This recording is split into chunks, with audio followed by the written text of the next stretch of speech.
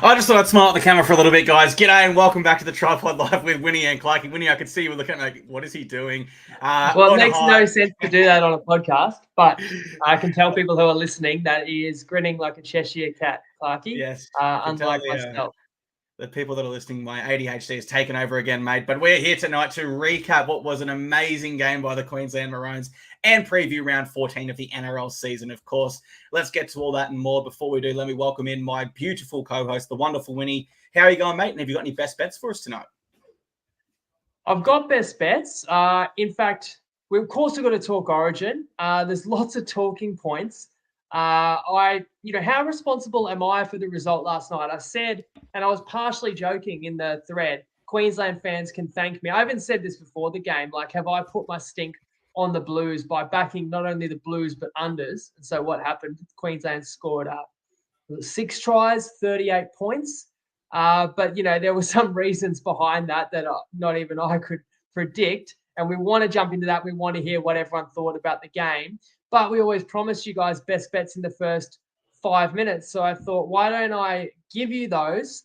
You don't have to back them by any means because I am on the all-time, run from hell. And that includes last night, which go into the best bet record as well and make it look even more horrific. Don't forget, in the preview show on Monday, I did already give an early best bet. So just a reminder, that was Warriors plus 6.5, $1.90 on Better. And I didn't know at that time how many Warriors starters would return. There were possibly 8 targeting round 14. We've got 6 of them, though we did not get Sean Johnson. But still, it's a pretty strong Warriors side. Going into Townsville on Saturday, you've got 6 Cowboys who all played a full game or, if not, big minutes. Last night, status is still uncertain. Now that line is 2.5 to 4.5. I actually still reckon if you like New Zealand, 4.5 would be all right to jump on today. And I can get into that more how I see it in our full breakdowns. Then I'm going to take West Tigers on Friday night. So tomorrow night, plus 8.5, $1.85 on Toppy. Wests are running last, have not won since round 4. But in their losing run, they've actually been competitive with teams I think every bit as good as St. George. St. George has 3 key players who may back up. Like, it's a 2-day turnaround. It's a tough one. And while the Dragons are off a great win, I'm less than convinced that that's a standard that St. George can maintain week in, week out. Too many points. I'm taking it with West. I'm also going against your boys, Clarky. So Souths plus 2.5. That is $1.83 on Dabble. Let me back it right now so you can copy from me if you like our Jacob win. I've said it's a long season, too early for Souths to give up. First game, Whiten and Walker played together in the halves, I think revitalises Souths, who also looked pretty good in a 14-point win over Parramatta. You've got like Alex Johnston, Latrell have only recently come back into this team. They all get to play together. I think the Rabbitohs will relish that fast track at Seabus. And while the Titans have showed heaps of spirit and fight, they're still a couple troops short of full strength themselves. Taking under 48 points flat on Saturday night. That is between Broncos and Sharks. So that's the alt total, $1.80 on Toppy. I like unders a lot in this game because I've got 2 teams that gave up 6 tries last week in losses that will definitely be focused on their defense. Both second choice spines or second choice halves combos and both missing their best attacking players in a night game where I expect a high quality match that could be more similar to finals. And as long as nobody gets sent off in the first 10 minutes there, I think that should be a great battle. And that's a very high total. And finally, on Monday, I am taking the Eels minus 1.5 at $1.82 on Sportsbet. You got Moses and Gutho back, maybe just in time to save Parramatta's season. The win over Cronulla definitely gives the Eels hope and confidence. It was one of the best wins of round 13 for me, considering that I really thought the Sharks played pretty well. And while the Dogs were also that dominant last week, I can't say the same about Canterbury's opponent. Newcastle were horrible. So maybe the view of the Dogs is a little inflated, a team that I've really liked this year, but no kick out, Adokar out as well. It tips the scales to me to the revitalised Eels, which does mean that I am backing all 3 of the bottom teams on the ladder this week. But what could go wrong? Well, it's back to the wall stuff for a lot of them when you consider some of those sides, like the Eels in particular, would certainly have had finals in their mind when their season kicked off. So it is getting into that sort of desperate zone. There are our best bets for round 14. We'll get to that and we will go into more depth each game. Before we do that, Winnie, let's recap State of Origin last night. Let's spend a good 10 minutes on it or so. Would you like to go first or do you want me to kick us off? No, you lead us off, mate. Awesome, mate. Well, I've got to single out the Joseph Suaalii moment. You know what I mean? It might be cliche. It might be obvious, rather. But it's a call that I believe was right ultimately. Now, there's no doubt that Suaalii did not do that intentionally. But the fact is now in rugby league in the current game, if you rush out of the line and you are reckless in that approach and the ball carrier is injured, then the onus was on you to protect the ball carrier. That's been the way ever since Dale Finucane shot out of the line for the Sharks and made accidental head contact with, I believe it was Stephen Crichton in the Sharks versus Panthers game. He got a whopping suspension for that. The inconsistency, I suppose, comes when Taylor May rushed out of the line and had a head clash with Reece Walsh, and he didn't receive a suspension for that. So there has been some inconsistencies along this journey. But from what we know in rugby league now, that was a send-off. I can see what Suaalii was trying to do, but he got it absolutely wrong.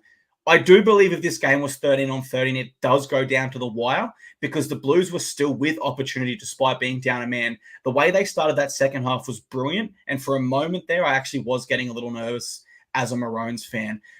The Blues forward pack needs to be absolutely commended here because they did get their side momentum, even though they were a man down.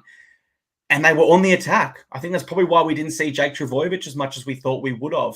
He doesn't really suit that attacking mold and building momentum through your sets like a Payne Haas does or a Spencer Laniu in the middle there. But the halves were just unable to create. Like the Blues had 75% of the field possession in the first 20 minutes of the second half. And they really didn't look that threatening. I thought Jerome Luai and Nico Hines were equally as bad as each other. I see a lot of people online shifting the blame and saying it's all Nico's fault. Don't dare criticize Jerome Luai. The halves are there together to connect and create opportunities. And personally, right now, off the top of my head, I cannot remember a single time where they actually combined together, passing to each other, creating an extra number on the edge. They were disjointed and completely out of touch with each other.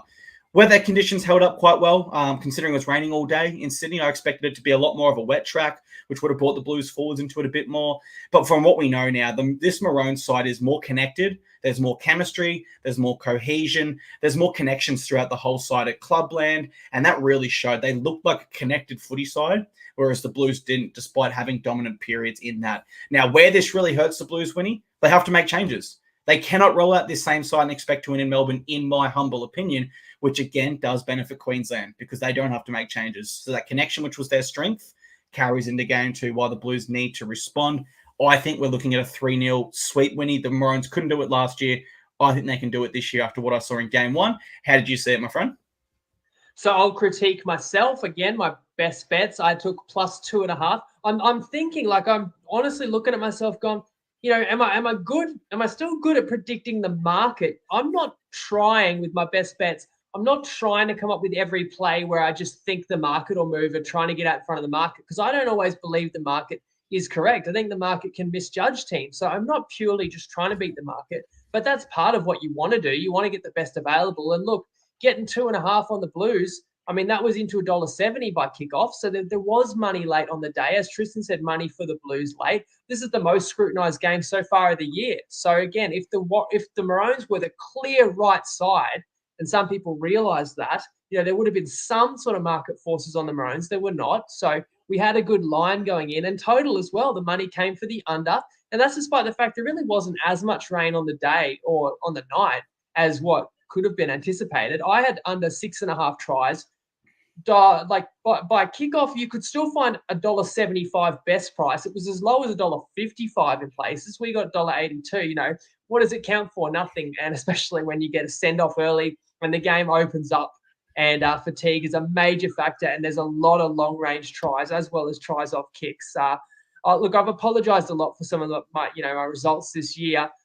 I can't apologise a great deal for last night in terms of getting it wrong when you get the game flipped on its head the way it was. I wish I could say that was the first game this year where I had a player sent off in the first 20 minutes, but that wouldn't be the case because I suffered that with Dom Young with the Roosters earlier this year, also a game at a best bet. I wish I could say this was the first game where Reece Walsh got knocked out in the first 10 and it just killed my bet. But no, that wouldn't be the first time this happened. Because, of course, I had the big start with Brisbane going down to Penrith, where Reece Walsh got knocked out 5 minutes in. The only difference was there was no sin bin. There was no send-off in that game. I just lost Reece Walsh for the whole game. That didn't happen in this one. Now I'm against Queensland. And even though Queensland lost their best players, and I completely understand Maroons fans are infuriated by that, and you say there's no doubt it was unintentional. I mean, I don't believe Swali's tried to take his head off, but I do believe that they put a price on Reece Walsh's head. Like, they would key it in. They would definitely wanted to hit him hard and, test the limits of the rules, like whether they wouldn't have minded necessarily rattling his cage, hitting him late in a tip on when when he's facing the centre. I think that's going through Swali's head that they wanted to smash Walsh. It's just, obviously, you can't make contact like that. But that still obviously massively gave Queensland an unassailable edge, because you lose Walsh, but you get a great player to go back there and hammer. You get a superstar back comes on in Cobbo, and you play the game with a man advantage, which is, a greater advantage to Queensland than even what Walsh being out there could have provided. Not to mention the Blues lost Swali for the game, had no other, proper centre to go out there, was instantly exposed. And again, I'm not asking for something crazy like this to happen in my favour to help me win some bets, but I'm just saying, does it have to always go against me? Like, what did I do wrong? I'd love to know. Now, was it a send-off? I agree. Yes, it was. And the main reason, not just the contact, but the launch. When you launch into a tackle like that, then it's all on the onus of the tackler that the contact can't be high, because a launch combined with high contact, I call intentional, let's say no. Reckless, yes. And reckless contact, high, is a send-off. If you want there to be different rules for Origin, I know, and sometimes there can be, but when I saw that, I thought, no, that's definitely a send-off, and it just couldn't be anything else. Can you imagine if Swali only gets 10 minutes, Walsh is not moving, so you knew he was out for the game, and then New South Wales could survive those 10, Swali could come back on, and the Blues could win. And imagine the blow-up by Queensland. Like, I know Blues fans are shattered, and I've seen all sorts of people so angry at Klein for the call. I don't think you can really blame him. I think the refs put in a no-win situation. Do I torch the game, or do I make the wrong call? That's like his only option. So that's where it comes back to me. I actually hate the rule, and I'm not just whinging because I was on New South Wales last night. I've said it every time there's been a send-off. It's just too high a price to pay. It's an entertainment product that that is a $100 million industry, or maybe $1 billion industry when you take value of all the clubs and the TV contracts and everything. You can penalise a player in multiple ways. You can make it great deterrence to never, intentionally injure an opponent. I've personally talked about make it 20 minutes. That's a massive price to pay, 20 minutes down to 12. And you can't return. If you're sent from the field, you can't return, but allow replacing the player after 20 minutes. At least then you still may get some semblance of a contest, which we didn't get a great deal of. But let us know in the comments, I suppose. Send off, yes, no, in your opinion. And are you fine with the current send-off rule? Yes or no? I'm not. Now, the impossible question that we actually need to try and answer, and that New South Wales needs to answer as well, is what would have happened if Swali was not sent off? Because I need to answer that, because I need to know, was New South Wales plus 2.5 a good bet? And I'm willing to say, no, not really a good bet. I think you have to say Queensland's the better team and Queensland wins with or without a send-off.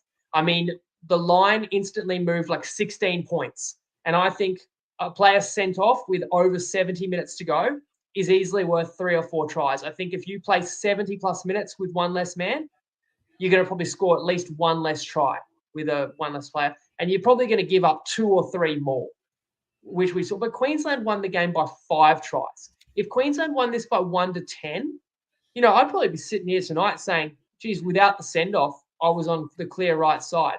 But they lost by 28 points. I know people are saying the Blues were brave and there were like a couple of periods. Yeah, games ebb and flow, but it's a 28-point win. And, there's excuses for New South Wales, but you give up the try 4 minutes in. It was 13 aside there, and Hunt, is backing up DCE. and where are the Blues players to stop the try? There's no fatigue in that moment of the game. And what about the 2 tries by New South Wales, by Queensland, straight after Swali was out? Like the Blues weren't fatigued yet, and those came so easily. You can picture those tries, Clarkey, where like there were 3 times as many Maroons as Blues in the frame. Can't blame fatigue for that. That was the Blues opened up far too easily. At the end of the game, there were 3 breakaway tries, which of course is a result of the petrol tank. But again, I would pose the question, if the send-off goes to one of the Maroons outside backs, would they have lost by 28 points? And I reckon probably not. The massive talking point going in, one of them was, should you have a spare back on your bench or not? And both teams lost an outside back inside 10 minutes, which means New South Wales was wrong, no specialist replacement, and Queensland was clearly right. And then I'll throw it back to you. If you have any different kind of standout players to me, I mean, to me, DCE is ageless. Carrigan, a force that you called. Hammer, what a star he is. Cobbo killed them when he came on, and Hunt always on the spot. For New South Wales, I thought Stephen Crichton was just always classy. Lomax, amazing debut, I have to say. Robson justified his spot. Martin had some massive, aggressive moments, showing that you can launch into a tackle as long as you lower your target. Lenu justifying that pick, and Haas, as always. Were there any standouts to you? And can I throw back to you, because I've spoken for a long time, long monologue here, but can I throw back to you, what changes you would make? Have you had to think about that? You had to select the sides for game 2? Yeah, I think immediately if I had to make changes, it really depends on how Mitchell Moses plays over these next few games. The opportunity is absolutely opened up for him, and it is there. He's got one hand on the jersey, in my opinion. He just needs to perform well over this next period. I don't think you can stick with Nicho Hynes after that. And I think that the 5/8 position has also opened up for someone potentially like Cody Walker.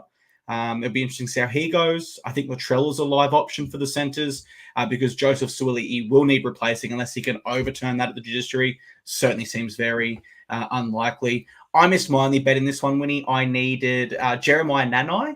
I needed Valentine Holmes, or I needed Stephen Crichton. I needed just one of those 3 to score. Nanai got so close, but knocked on over the line, and Holmes got over the line, but it came from a knock on. Teddy did score, so that got us one of our required 2 there. So unfortunately, we missed that one. Sorry there, guys. And final point on this one, Winnie. I just think it's series over. People can say all they like that, it's a rubbish call. People paid so much money for the tickets. There's still a rule book that needs to be applied, and it's not the referee's fault that he applied that rule book. I guess that's my final takeaway. Although it is super unfortunate, and it did take the life out of what is a game we've all been waiting for a very long time.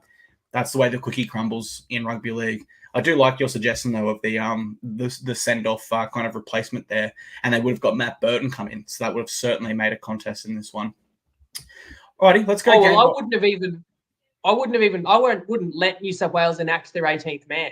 I would just say just a regular bench player. You're down to 3 on the bench as well, but at least you can play with 13 on the park. Now, just a final thought when you say series over, and I know you said you'd predict a clean sweep.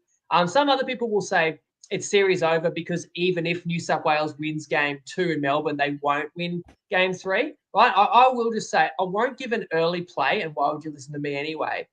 But if you are inclined to think that this is a mismatch and Queensland's, New South Wales will be scrambling, and Queensland, they won't need to change anything. I mean, the only change I'd even consider for Queensland is maybe Cobbo's too good to even be on the bench and you start him over Talangi. I don't know. But I will say this. If you like Queensland, you can still play -2.5 in Melbourne on Bet365 right now at $1.90. I can't see that line possibly getting any lower. So that's advice to anyone out there that is looking at the Maroons. If you want to dip into that, I actually do think it's probably the best you'll get about Queensland. I haven't, deep dived that or decided, and probably won't till our game 2 preview. But I know some people like to get out in front of it. Certainly, man. And the last time the Blues lost game 1 and then won a series where the decider was in Brisbane was actually 1994, so 30 Origin series ago. It's really tough for the Blues to win from here, I think. Alrighty, mate, let's go game by game in just a second. Before we do that, let's welcome in the CEO of TopSport, Mr. Tristan Merlehan, for some exclusive market insights. G'day punters, Tristan Merlihan here from Top Sport, and we finished another game one of Origin where obviously it's a little bit disappointing with the send-off that really impacted the way the game unfolded. I think it was probably the right call despite what everyone's sort of saying, but it is disappointing when there's a player sent off so early in the match. Just to give a bit of perspective, Queensland firmed in from about $1.50, $1.60 after that 6-0 lead into $1.04 straight after it happened. The line went from about 5.5 to 19.5 from memory. So it shows how impactful something like that is that early in the piece.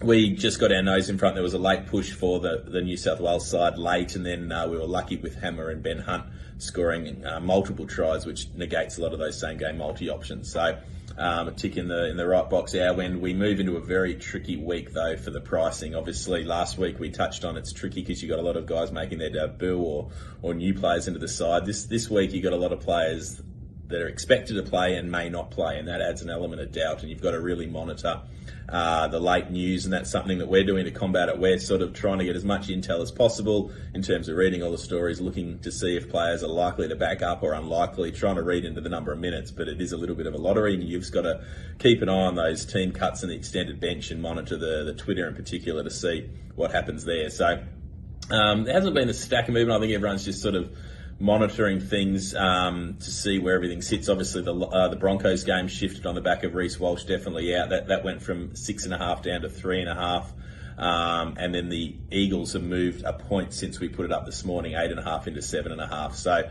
keep an eye on all the team list. We're all in the same boat here. Hopefully we get some good games of footy. There's some quality games on this weekend, and hopefully as many of the players back up as possible. Good luck and gamble responsibly.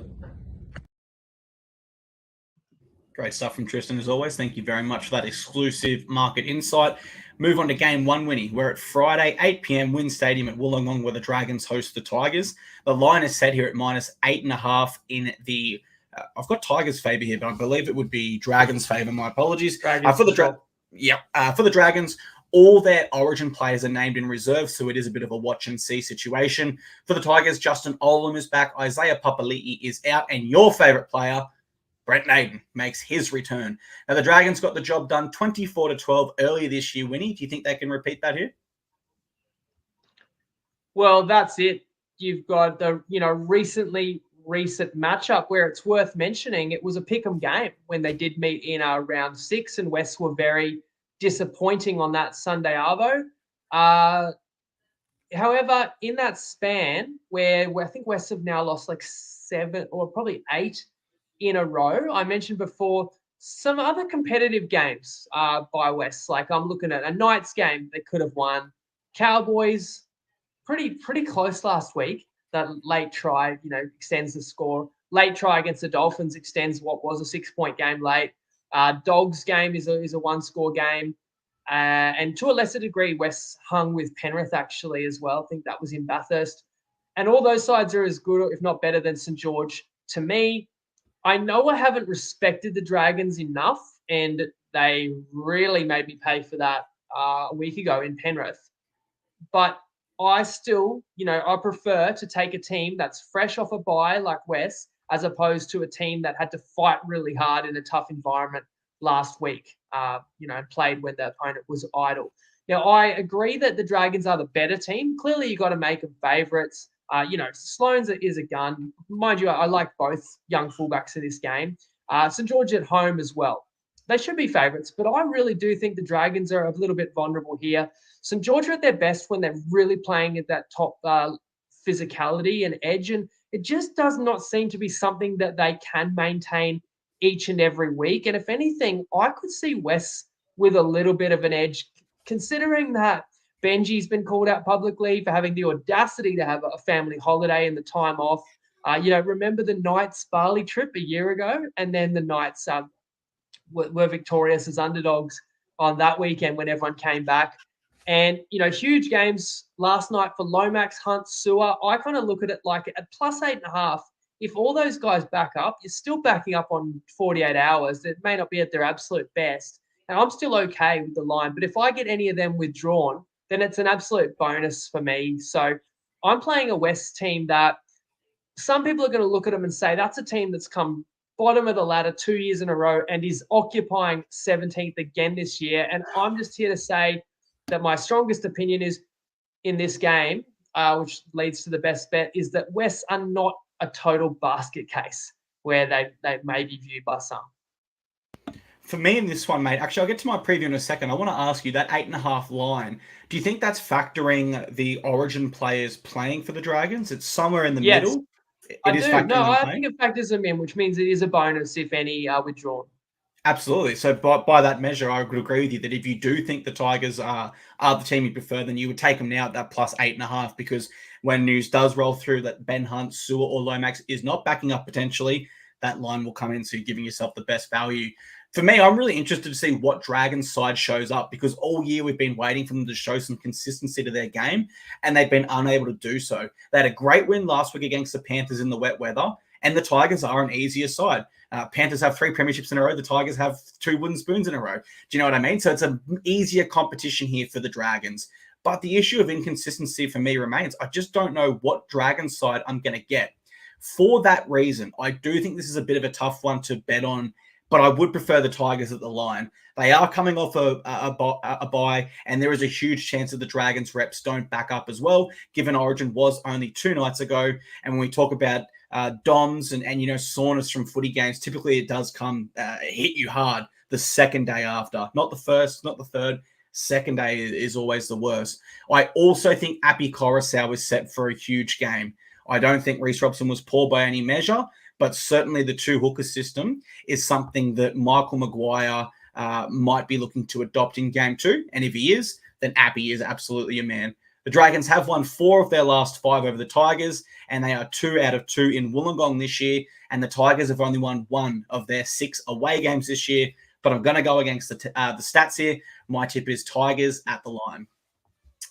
Don't forget, Friday Night Footy also means an exclusive Better Same Game multi crafted by Winnie himself.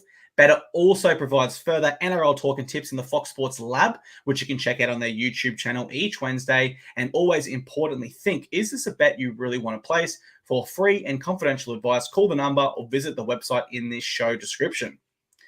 Alrighty, game 2, Saturday, 3 p.m. We're at Seabus Super Stadium on the beautiful Gold Coast, where the Titans host the Rabbitohs. And the line is set at -1.5 in the Titans' favour. And we'll welcome back Kieran Foran, Philip Sammy, and Jojo Fafita. Mweki Fotuaika is also named to back up at prop. For the Rabbitohs, key change here is Walker is back. He's in the halves there with Jack Whiten. All right, Winnie. The Titans have not beat the Rabbitohs since 2016, and our last win over them at home was actually 2009. And by the sounds of it, you don't think we're going to reverse those fortunes this weekend, do you? Sorry, I don't. Although +2.5, you could. Yeah. Kind of like I was hoping for Origin. I was hoping for, Queensland by 1 or 2 would have been all right. I can say the same about the Titans, but last night I was out by 26 points. So my best bet is the Bunnies. It's on the screen as well. I've got a typo on the screen, but if you heard me say it, I've got Brisbane and the Sharks under 48. It's just I typed BRI versus SC instead of CS, so just to clear that up. But just on the note of me having a best bet on this game, I have listened to Nicole's try scorer tip, and it sounds like he agrees with me. I would actually reckon we'll listen to him first. Hey everyone, hope your State of Origin hangovers aren't too bad. I'm sure they're better than Reece Walsh's. Really excited to see what Winnie and Clucky have to say about yesterday's game, by the way. No one predicted that. Absolute chaos. Anyways, let's get on to NRL round 14, guys. As always, if you Google Wiki Linktree, actually for once, all our stuff is going to be coming out tomorrow, so on Friday. Odds comparison tool, punters preview, try-score picks, and Discord, etc. You can find it all if you Google Wiki Linktree. Tip for this round, guys, I've got Whiten and Cody Walker at $4 and $3.70 respectively on Bet365. Throw the stats out the window. I reckon the Bunnies are going to go and run. I think it's going to be a great game to finally see Cook, Trell, Whiten, and Cody Walker play together. I actually put a few bucks on them just for a little bit of fun at 501 to win the premiership a couple of weeks ago. A little bit on them to, I think it was make the 8 and then make the grand final. Sprinkled a few bucks across those. I think they're going to be a really entertaining team to watch, and fingers crossed that one of them's going to try, because I love those prices. So I'm glad to see Nicole agrees with me. And also Ryan, I want to shout out Ryan's comment, which is actually on the previous game. Sorry to shoot back, but always love the insights Ryan adds. He knows his stuff. And I'm glad to see Ryan talking about the Dragons Tigers has gone either team 1 to 12. Now, that's the type of bet you play if you give the underdog a chance. And that would also be another good way to play my best bet. I've got plus 8.5, so the Tigers can lose by up to 8. With either team 1 to 12, you're adding in the keys of 10, key margins of 10 and 12.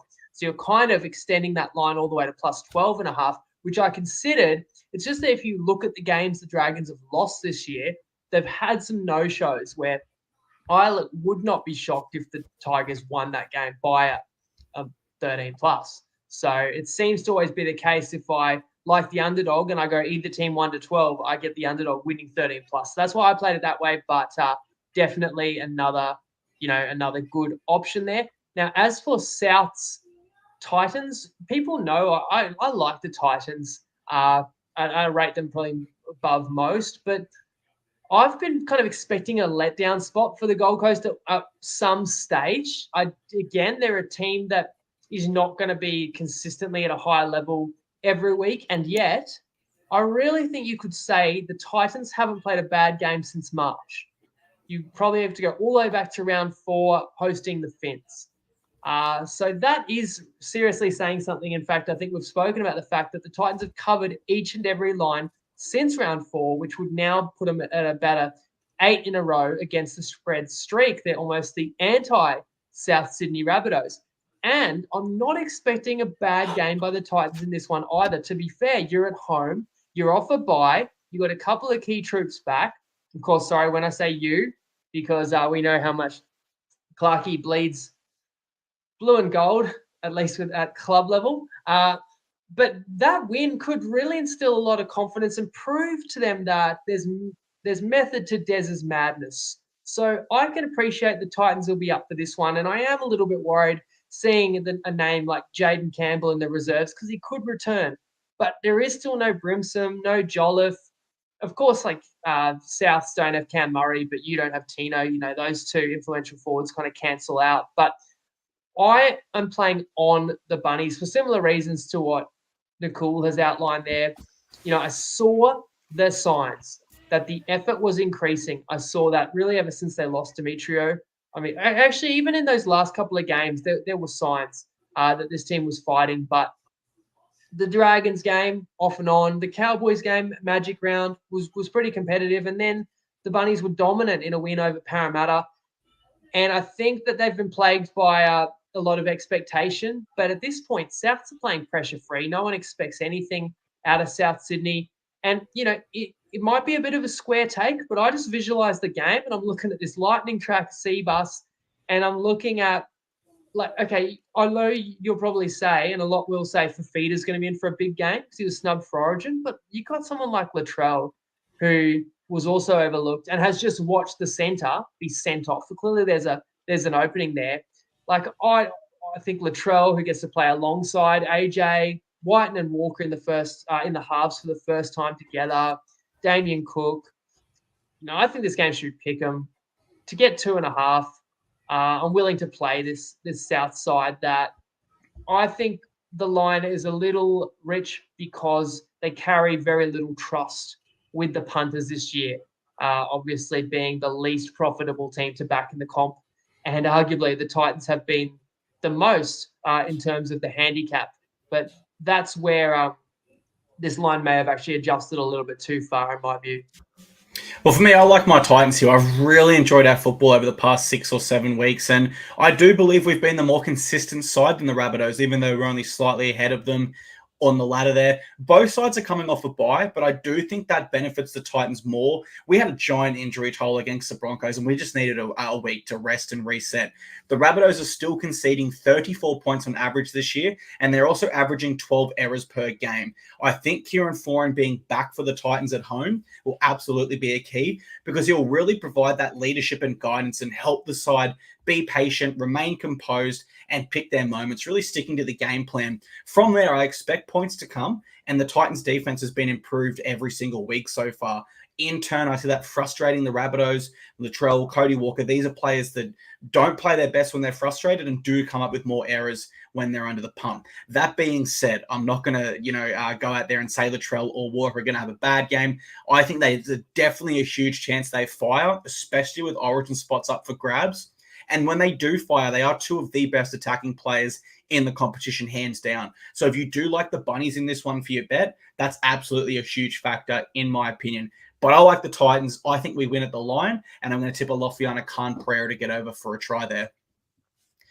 Alrighty, game 3, Saturday, 5:30 p.m. Queensland Country Bank Stadium. We're up in Townsville where the Cowboys host the Warriors. This line has moved from earlier this week when we tipped it at 6.5. It's now 2.5.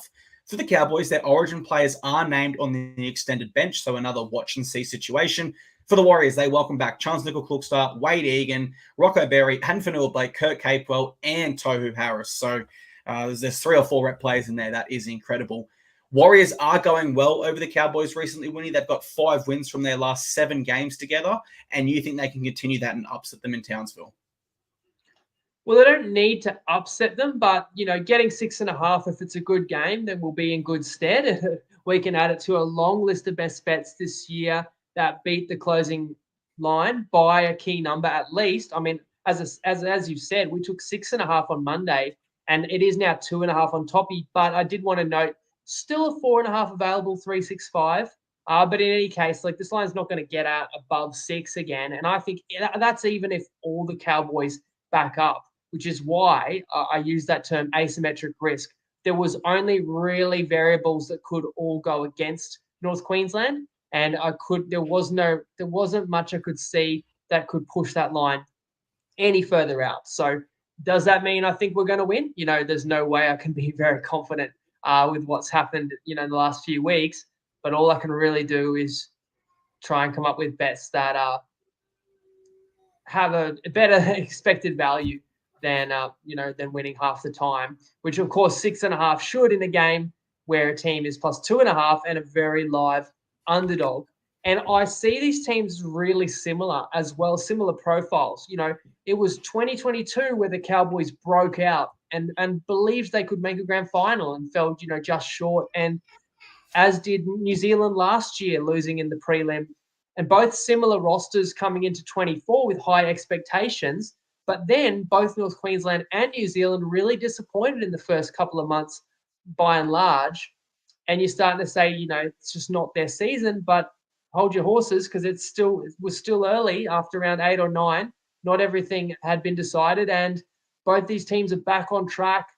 I think they both won back-to-back games and both have that incredible win, that season-turning win perhaps. For New Zealand, it was Magic Round against Penrith, and for the Cowboys, it was Sunday against the Roosters, missing 6 origin stars. So now you've got North Queensland coming home. Both sides are going to be confident. Of course, the Cowboys are tough to beat in Townsville. So you've got to respect that. You've got to factor that into the line. But the conditions shouldn't really be an issue when it's a night game in June. It's a pretty good time for a New Zealand, for an Auckland side to have to go and visit. You mentioned all those huge ins for the Warriors. I mean, the bye came at a great time. Maybe 1 or 2 of those guys could have come back earlier, but it's the bye's going to be there. Make sure they're going to be right as rain.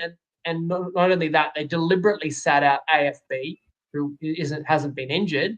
He comes back in. Now, you'd want to trust that he's going to lead the way and be one of the best props in the comp like he was before, even if he may be slightly disgruntled. I'm sure that the teammates still got the respect of the team and will want to re-earn that trust. And I look at Johnson is out, but Tamari Martin's been awesome in his absence. So of course North Queensland have got these game breakers. I worry about Scott Drinkwater and some of these origin stars, but I don't know if they're all playing or not. You've got to look at it all 5 Queenslanders are going to hold their spot, and Robson did enough to justify his position for the Blues. All 6 of these Cowboys reps are going to play a big part in the series. Peyton has to recognize that and be smart about how he uses these guys, because he doesn't want to burn out the core of his team through the middle of this year, especially when you have to trust that the B team went out and got your best win of the year on Sunday. And, is there a case to reward guys with another opportunity? So I reckon the Cowboys should rest some of their players if in doubt, because it's a 3-day turnaround. It is a tricky spot. And that's why I would actually say play the +4.5 on New Zealand at 365 right now, because I reckon that's what it would close anyway if all the Cowboys play, and it could easily drop. New Zealand could be a favourite by kickoff if multiple Cowboys are out, and ultimately I think it's going to be a beauty of a contest. It's not your typical 13th versus 10th. These are two teams that absolutely believe they've got finals credentials and know how important the 2 points are in this one as well. Well, I am sorry to TryPod admin Jeff, but I am absolutely with you in this one, mate. I went the Warriors head-to-head when you gave that tip out, and I got them at $2.56, which I'm really happy with those odds. And to be honest, I've really loved what I've seen from them in the past fortnight. And when we talk sides that needed the bye, it was probably them, the Titans. They're probably, neck and neck for who needed it the most. What really did impress me, though, about the Warriors was the DNA that made them so successful in 2023. All those 1%ers and hard work, that was what won them the games. It wasn't like they went out there and absolutely blitzed the Panthers and then blew the Dolphins off the park. They fought for everything and they backed each other, and there was a real hearty effort about everything they did. With a more settled lineup and some huge names returning to that forward pack, I think that this is going to be the best Warriors side we've seen in a while.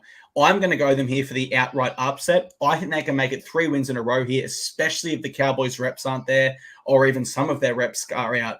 We're talking guys like Ruben Cotter missing the game potentially, and that would allow someone like Adam Fanua, Blake Toehouse, Kurt Capel to really dominate in the forwards there.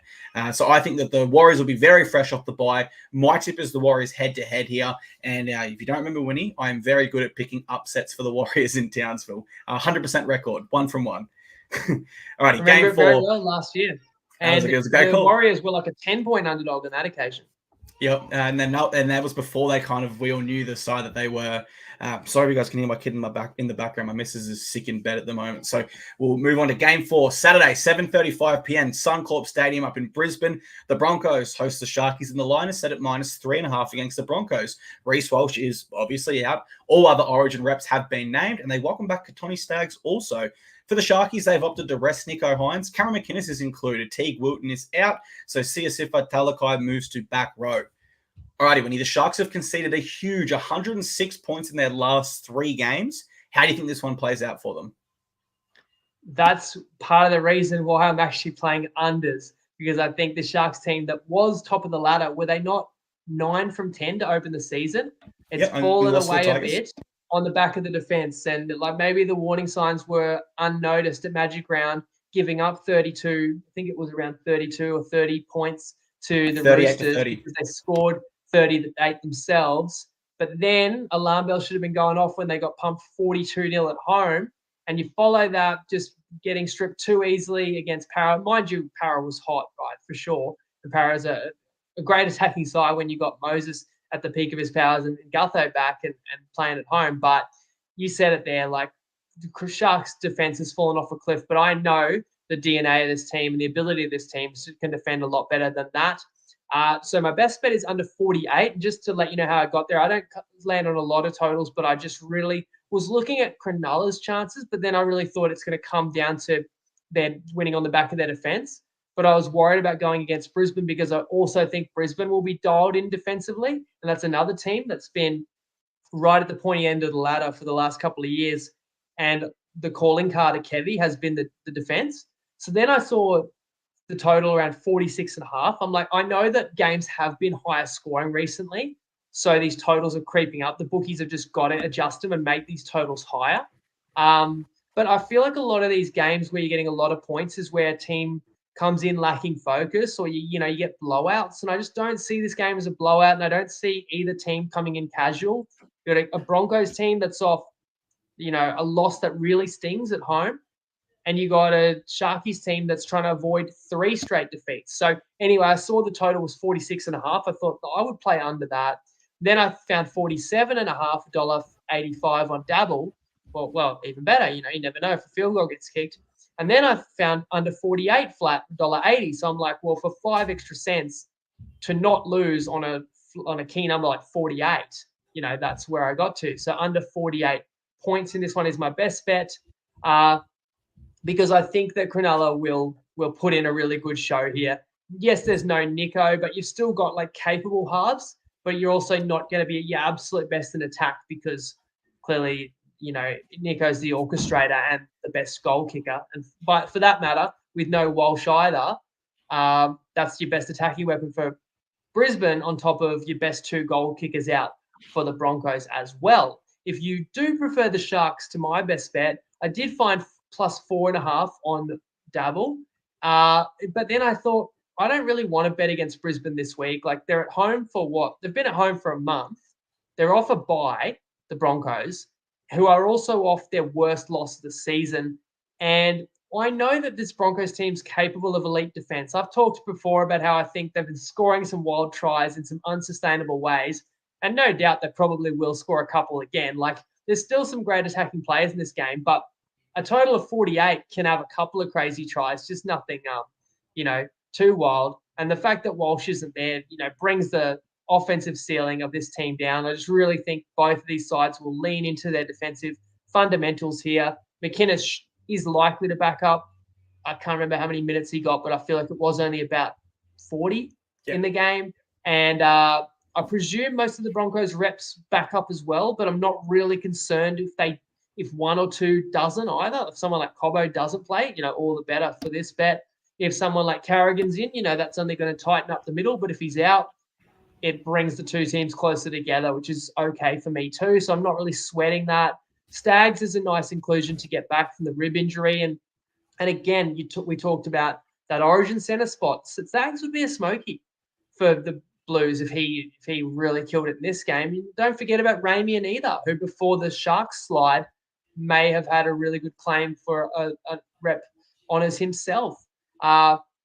Who's going to play fullback for Brisbane now? I presume Sailor. He's injured at the moment. Returning from injury. He's in the reserves. Otherwise, it could be Cobbo, right? And we know he can do a job there for sure if he does back up from Wednesday. Again, it's not me saying there's no points in these sides, but it is me saying this is a type of matchup that you could very easily see occurring in the finals. And I actually think we're going to get a finals intensity given both these sides are looking to bounce back from really disappointing recent results. I actually like the total of 48 there. Now, it's not really a play you give out typically. Usually you go away from the overs, unders markets, but I do think there's a lot of value there. I had a look at it statistically. Both sides are scoring a combined 50 and conceding a combined 40. So if we go on average of what these 2 sides are capable of this year, and we know they'll probably be a little bit under because there's no Walsh and Hines, that gets us at about that 45 mark, man. And we got to take some points off with no Walsh and Hines. So I really like that one a lot, actually. I would feel comfortable backing that. As far as a winner goes in this one, I like the Broncos here, particularly in Brisbane. I feel like even without Reece Walsh, they are the more settled lineup. No Hines for the Sharks for me is a big concern. Their attack has not looked fluid at all these past 2 weeks without him. They did have some nice moments against the Eels, but I felt like that was predominantly coming from Will Kennedy. And the Broncos are a side that are very good at shutting down spines that only have the one standout player. Where the Broncos have struggled is against sides like Penrith, where all 4 spine players influence the game. So I think they'll be able to shut down Will Kennedy. I don't see him having as much impact in this one. Coming off the bye for the Broncos and a bad loss to the Titans at Suncorp. I'm not trying to be funny as a Titans fan, but the Broncos shouldn't have lost that game. They're a better side than us. I'm happy to say that. I think Kevin Walters will really emphasize the importance of defending the home turf. And the Broncos fans are going to relish this. It's a Saturday night game. You don't get that too often as a Broncos fan, typically Friday night. Suncorp will be pumping with Queenslanders that are on a high at the moment after Origin. So I expect a big energy burst from that crowd there for the Broncos. Sharks also struggle at Suncorp normally. They only have a 33% win rate there. I think they've only won something like 8 times throughout history at this venue. So it's a venue that's very good for the Broncos and a very tough one for the Sharkies. My tip is the Broncos head-to-head. Game 5, Sunday, 2 p.m, Amy Park. We're in Melbourne. Storm hosts the night. Game 5. Sorry. I interrupted you, and I was wrong as well. That's all good. No, yeah, you scared me, though. You definitely scared me. So the Storm do host the Knights, and that line is set at -12.5 against the Storm. They have named Harry Grant and Xavier Coates. Will Warbrick is out, so Grant Anderson moves to the wings. No change for the Knights, and I'm sure Knights fans are scratching their head at that. All right, Winnie, the Storm have beaten the Knights every single time they've played them in Melbourne, dating back to 2015. Do you think they can repeat that effort again here? Yeah, absolutely. I expect that. I mean, Melbourne are so used to having a lot of players involved in Origin. What a luxury it is to only have 2 for Bellyaches boys and off a bye as well. All the more reason the Storm put their best foot forward here. Amy Park's been a fortress. I know the Knights have no Origin players, right? With just Ponga Origin caliber, but sidelined. I'm just so frustrated with Newcastle. I've got to say, like I really rated them last year, and that they did kind of vindicate my thoughts about the Knights. And then this year, I just haven't liked them as much. But they've found a way, haven't they? Like, I mean, particularly the ones that bug me is the Wests and the Warriors wins, where they dig deep, they're really tough, and they get those narrow wins where I had best bets. They also narrowly beat both of our teams. Luckily, I didn't have best bets on the game, but still, that hurts us for our fandom. I'm talking about Newcastle getting the tight wins at Suncorp, both of them over Titans and Dolphins. But then Newcastle comes home in just a wonderful spot. Like we talk about the style suits, the rain, and the Dogs are as depleted as you are ever going to see Canterbury this year. And Newcastle's nothing short of putrid. So now you have to go down to Melbourne, a team that is top of the comp. Somehow Melbourne's off a loss, but tops the comp by virtue of picking up points during a bye and the Sharks losing. And I assume that now we're moving to Sunday. I assume every Origin player backs up unless there actually is an injury. Grant being the captain especially. And Coates had a massive game, but again, probably backs it up. And I think the fact that Newcastle beat the Storm, I think we were on a best bet on the Knights on that day. There was a lot more in Newcastle's favour that day, not only just being at home, but there was no Munster or Hughes in that one. And Jerome is back now. And what I've really admired about Melbourne, which I didn't really give them enough credit for early in the year, is probably the development of the pack. I'm kind of looking at the back row, and I include, starting lock in that. As players that are, real difference makers, where I thought that may have been a weakness. It hasn't been. So I think the Storm are going to stomp the Knights, honestly. I could only play the favourite this one. I know that'd be a pretty obvious and popular pick, and I haven't quite got there just because, now we've got a line beyond 2 converted tries, but I can, honestly, Clarky, I can hear Adam O'Brien's excuses already. Yeah, certainly he is known for an excuse or two in the press conference. For me, I just can't look past what I saw from the Knights last round. It was very poor. Their spine lacked any sort of cohesion, any sort of connection. There was no creativity. There was errors. It was really poor. And this patient style of gameplay that they did have for that 4-game win streak, that ship has well and truly sailed. And the Storm are too defensively sound for that game plan to work. I can almost guarantee down to my bottom dollar that if the Knights play patient in this one and think they're going to show poise and slowly break the Storm down and come over the top with a high completion rate and safe sets, it ain't going to happen. The Melbourne Storm are just too good defensively for that game plan to work. No doubt the Knights are looking for a response, but when you're looking for a response and you have to go to Melbourne to do it, it's probably the hardest place in the NRL to play. So I do like the Storm here. They've won 15 of their last 17 in Melbourne. Those games was a loss to the Panthers at Marvel Stadium and the Sharks recently at Amy. Apart from that, we go all the way back to round 2 last year for the Bulldogs. So they've dominated in Melbourne for a long time now. I like the Storm to cover the line, and I like Xavier Coates to back up for a double. He has 28 tries in his past 23 games at Amy Park. It's a venue where he can score from anywhere. Just ask the Warriors. Look out, New South Wales in a couple of weeks' time. Yeah, Coatesy. Alrighty, Game 6, Sunday, 4 p.m. We're at Bluebet Stadium again in Penrith. We've got Panthers v Manly, and the line is set at -7.5 against the Panthers. Their Origin reps are named. Manly have named their Origin reps also. A fantastic upset for the Seagulls earlier this year winning at Brookvale when these two sides met. Do you think history can repeat itself here? I just realised when I said look out New South Wales that Origin 2 is not being played at Amy Park. So yeah, close enough. But let's just say he's hard to stop when he plays in Melbourne. Now, you know who was hard to stop last time these sides played was Manly with the upset win on a big occasion at Brookie over the Panthers. I think that actually works against them in this one. Penrith's a bloody hard team to beat twice. I haven't got a bet on this game. For one, it's definitely one of these games where I find it extremely hard to predict because I'm just not sure who's going to back up. I suppose I did say before that by Sunday, it's reasonable players would back up. But the difference is Penrith's a team that just expects to play all the way through to October every year and comes in with a plan. Unfortunately, it's not always a predictable plan. Like Ivan has mixed and matched his strategy each year in terms of when he sits his stars out, if it's all of them, some, or none.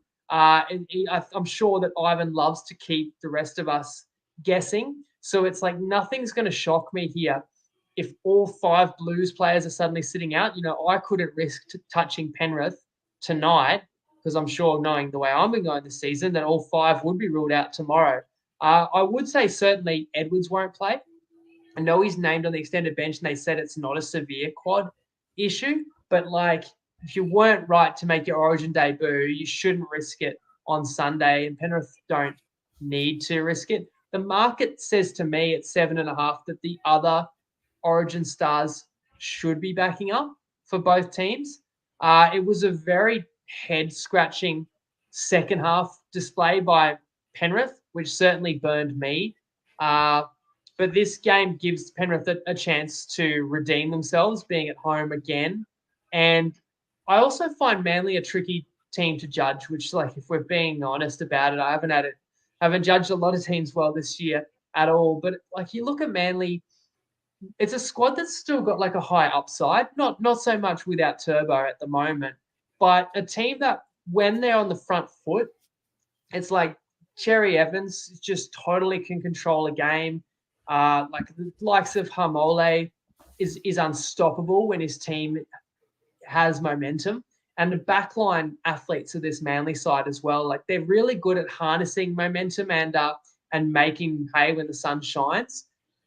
And that was the case on that Sunday Arvo Saturday Arvo, the afternoon game against Penrith, where they got the win. But it's a bit of a different equation now. Both fullbacks really start on that game. And as I said before, I find it highly likely that Edwards joins Turbo on the sideline. Hopewadi chosen by Seabold at fullback is interesting. He makes that back 5 even more exciting. And I think that Manly will make Penrith pay if Penrith aren't at their top trademark intensity. However, because Penrith's off a bad loss and lost last time they played Manly, and the New South Wales players may all back up, they are also a team that can really put the pressure on the opponent. And the reason that I don't trust Manly as a true contender is because when the Seagulls are up against it, they are not very tough. They find it hard to really go with the stronger sides in the comp when the acid is on. So what type of Penrith, who's playing and what type of Penrith turns up for this one? To turn up with, total focus and application, then Penrith should cover this line. But it's still an unknown to me. And the only other thing I'm looking for is, does Seabold double down on his force and backs tactics? If you recall the matchup between these teams last year, kicking on the first tackle. It was a bold strategy, that's for sure. I think he forgot that he was no longer coaching rugby union when he came up with that game plan. It was very, very weird. For me, you can't really preview this game without going back to their previous encounter because it was quite recently. But I actually do view that one as a little bit of an outlier. I think Manly got a bunch of confidence from that win, and Penrith weren't at their best. You look at the Seagulls from that point. They drew against the Warriors in New Zealand, and they went down to the wire with the Titans. And if you are beating the Penrith Panthers as easy as the Manly Seagulls did that day, I was about to say the Melbourne Storm, as Manly did that day, then the Warriors and Titans in the form they had at that stage were two sides they definitely should have handled with ease. This time around, I feel like it's going to be different. I think the Panthers will be very switched on, and I think they'll be intent on a little bit of revenge there. They are at home, which absolutely helps, especially given they lost last round there. There's also a little bit of pride on the line because of how well they have defended their home turf for a number of years now. I think they're the better side than Manly. I don't know who's going to back up from each side yet, so if I've got to give a tip right here and now, I'll say Panthers to win. Manly's last win over the Penrith was actually their only win over them in the last 9 games they've played. So there is more evidence that it was a little bit of an outlier. And the Panthers have not lost back-to-back at Bluebet for 2019. So they'll be breaking a 5-year record if they lose again this week at Bluebet, because they lost last week there to the Dragons. So got to take the Panthers here. That's an unreal home record. It is. It's crazy, Never lost isn't it? back-to-back home games for 5 years. For 5 years, yeah. And that's not like back-to-back weekends. That's like, they could play one at home. 2 in a row at home. Exactly right. Yeah, it's crazy. They defend that turf so well. We've just hit the hour mark, mate. Do you want to do the Eels preview now, or do you want to push it to the Monday show? Let's go through it. Give everybody everything we've got. Alrighty, guys. Final game of the round, Monday, 4 p.m. We're at Accor Stadium in Sydney, where the Bulldogs host the Eels. The line is set at -2.5 against the Eels. They have Blaze Talangi at centre, and Jermaine Hopgood is named for the Doggies. And my dog is barking again, which is every time I preview the Dogs, he barks, mate, doesn't he? Sexton remains in the halves. Critton and Burton are named. Interesting one here, Winnie. On form, you say Bulldogs. But there may be some origin implications for Mitchell Moses, in particular, if the Eels play well. Have you got the Eels in this one for a best bet? I believe you did. Yeah, I went -1.5, $1.82 sports bet. And I'm not a big one on like milestones, but you've got a club captain who's beloved by his fans and teammates alike. If you take Parramatta, you can be pretty confident they'll be right up for this one. Now, it is another rematch. And I think the line in round 1 was 6.5. So you've shifted that line a fair bit, which I understand that the marketplace has upgraded the Dogs. But, Parramatta might be as good right now as what we thought they would be in round 1, with obviously Moses and Gutho back on deck. Parramatta's 15th, but they're only 2 wins outside the 8. They're only 2 wins behind the Dogs. They could be looking at the Dogs as the type of team that they want to leapfrog and grab a finals position. So I think that's absolutely still the expectation of Parramatta. And Gutho said as much last week, which is partly why I'm kicking myself. I played against Parramatta for a best bet last week. What I didn't know going into the Sharks game is that Gutho's going to be totally fine. Moses is going to have flames coming off him in his first game, in 2 months. But now I have seen that. So now I know that that's an incredible amount of confidence and that makes every other player better. And I'm particularly looking at this backline's probably as strong as they've named all year. And I know that Simonson's out, but I think Talangi's every bit as good. And Sivo has missed some games. I've nearly forgiven him for killing me against Manly. He can redeem himself in this one. Dylan Brown is still a star. I think a player that has struggled a lot without Mitch, but with him back to partner in the halves, Brown can shine just as much as Moses, especially if the defence turns their attention to Moses. And I slightly favour Parramatta's pack as well when you consider Kikau is the Dogs' best forward and is injured. There's also Madison in the reserves, possibility that could bolster the Eels further. Both teams are off long turnarounds, and look, the Dogs will probably play pretty well here too. They get back Crichton, who's as dangerous as any outside back in the world. Burton clearly, didn't have to play Wednesday. He's going to come in, and this is a game Madge will be watching very closely. Maybe the Blues game 2 halves are in this match. I think if it was me, I'm picking Burton Moses, right? But either one can definitely stake their claim with a massive game and leading their teams to victory in this. And then there's a cheeky Queenslander who plays for the Dogs, who used to play for Parramatta in Reid Marnie, that will add a bit of spice to the contest as well. But when it comes back to me, I think I've got the better team in Para. I've got the occasion, King's birthday no less, as well as his big day. And Para needs the win a little bit more, given ladder positioning. That's why I've taken the Eels, my best bet. Here's a fun fact for everyone. The Bulldogs are actually the only undefeated side at home still this year. Every other side is lost at home by the Bulldogs. And why I think that's so crazy, Winnie, is Accor Stadium, in my opinion, is the least advantageous ground to have as your home stadium. It's too big. There's not as much atmosphere as like a Bluebet stadium. So the fact the Bulldogs have done that is insane. But where I'm going to go the Eels in this one, the Bulldogs have not won 3 in a row since 2019. So we're going back 5 years as well. They're currently riding a 2-game win streak. So they need to get this win to break a 5-year curse over the club. But they won't. Mitchell Moses will absolutely explode here. With another week of training, fitness, and a game under his belt, the fact he now knows that the jersey he once wore is absolutely up for grabs in the Blues there, he will explode in this one. Mitchell Moses' kicking game will be too much for the Eels. His fast ball movement will be too much for the Bulldogs, sorry. But he's not the spine player I'm going to single out. It's Clint Gutherson's 200th NRL game. He's known as the King. It's the King's birthday public holiday. So my multi here is Eels at the line and Gutherson anytime try. I'm going to back him for first as well. In addition to that, Winnie, the last time my dog barked whilst I was previewing a Bulldogs game, the Bulldogs went on to lose. I'm just reading between the lines here. I can confirm I'm on both of those bets there, and we're going to get an Eels victory here, and Gutho's going to score. And that's just science. Sometimes there's just a science to it. It's as simple as that.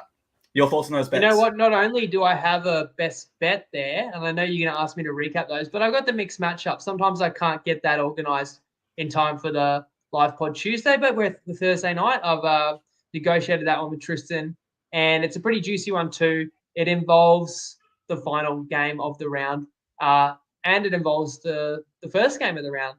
So I'm taking the Tigers to outscore the Bulldogs. Now, that is $3 odds on Toppy, $100 max stake. TP Live is our referral code with Toppy, and it's a great price to me for two teams that I see scoring around the 20 mark. I'm looking at West coming in tomorrow against the hot and cold Dragons with nothing to lose, and they are my best bet. And then I'm going all the way to Sunday, thinking we've got a tight, high-quality game between Dogs and Eels, where what we've spoken about, the biggest strength of the Dogs is actually their defence. And Canterbury's best chance of getting any type of result or keeping it close to power is not outgunning the Eels, but it is keeping it low-scoring. And Parramatta needs to be buttoned up defensively as well. So I kind of think the Dogs can be kept under 20 on the Monday, and as long as we've got, if the Tigers can score 3 tries tomorrow, then $3 odds is pretty juicy. I mean, another way to look at it, the Tigers are a $3 chance of literally winning, of getting the upset tomorrow. And the Dragons are predicted to score like 26 points, but the Doggies only predicted to score about 21. So, if you think the Tigers any chance of outscoring the Dragons tomorrow, $3 odds about this bet's probably also a decent play. Tell you what, Winnie, this comment section is probably the craziest we've had. We've got someone in here trying to box me at Seabus Super Stadium, asking people who will win the fight. We've got Harry saying that he's going to back the Eels, but only because my dog barked. Tell you what, Harry, if the Eels get up for you, mate, we'll bring my dog in for a special appearance on the podcast on Monday on the recap show. We'll hold him up to the camera. We can all call him a good boy. Otherwise, I won't feed him for a week. I'm only joking. No one call RSPCA. All righty, Winnie, recap those best bets for me one more time for people that might have joined the show late. Okay, so we had the early play, Warriors plus $6.5, $1.90, but I have said, if you like the sound of it, 4.5 on 365, still a pretty solid play. I've got the Tigers plus 8.5, $1.85 on Toppy. What's crazy to me is that everybody knows how badly I'm going this year. We don't hide it. People tell me I talk about it too much. I'm just trying to be as honest as possible. That line's already into 7.5 from what I've seen. Okay, but the best bet was Tigers plus 8.5. Then Souths plus 2.5, which I also seen has disappeared on Ladbrokes and Neds. I'll have to check whether Dabble has changed the price. That's my next best bet. Then, as we've spoken about a bit, Saturday night, the unders. I don't look for total plays. They look for me. And this one was shouting out to me, under 48 points, Broncos Sharks, and that hadn't moved either. $1.80 on Toppy. Finally, the Eels minus 1.5 on Sportsbet, as we've just both covered. We both agree on that one. We agree on pretty much all the best bets this week, mate. So I'm calling a sweep. Fingers crossed we can get on here on Monday and celebrate a huge weekend up to that point. And then, of course, we still got the mixed matchup and a best bet to ride Monday, which will make the public holiday that little bit more exciting. All right, everyone, we're just over that hour mark now. So it's at this point we want to say thank you so much for joining us for the TryPod live recap show for our Origin and our preview for round 14. We absolutely appreciate your viewership. We don't take it lightly, and we look forward to seeing you on Sunday, 15 minutes after the Panthers game. Thank you very much for myself, and over to you, Winnie, to farewell the show. Well, I appreciate your positive sentiment. I've had a lot of people positively messaging me and saying, awesome pick on the Warriors, and mate, I like your picks for Origin, and I reckon you're just about to turn it around. You're just about to go on this great win streak, and I was really excited for Origin. Reluctant to go against my state, but that's how I saw it, and I was looking forward to a great game. And then 7 minutes in, it all went up in flames. So I, at this point, take absolutely nothing for granted. Call it how I see it. You guys do with that what you will, but I also do not take our audience for granted. So thank you to everybody who watched us or has listened to this. Best of luck to you. Let me know, where you may disagree or any other bets that are standing out to you. And best of luck, whatever you do. We'll be back to discuss it all Sunday night. Enjoy the rest of your week, or enjoy your Friday and your weekend, guys. And Women's Origin tonight as well. Queensland needs to get the upset win to level the series. So I'll be cheering the Maroons in that one. Enjoy if you're watching that too, guys. Cheers. Lego.